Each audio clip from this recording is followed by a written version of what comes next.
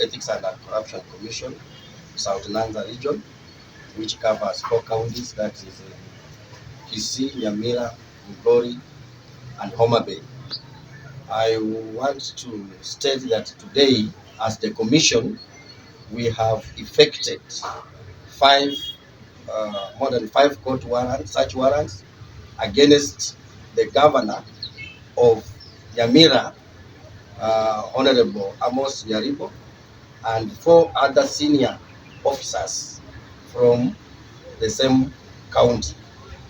This is in furtherance to the ongoing various investigations concerning that particular county of Nyamira, and I can say that it has been a successful day because we have been able to recover a lot of valuable and critical documents and investigation which are going to assist us to ensure that we fill all the gaps that we have that are existing in the current investigations.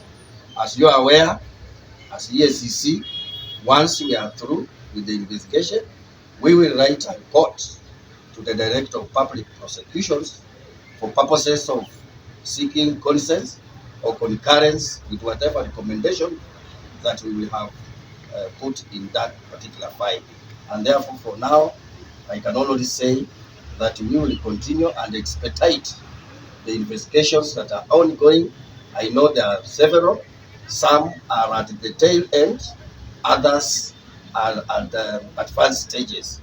And therefore, that is the status of the investigation and the statement from Ethics and Corruption Commission at this particular regional office.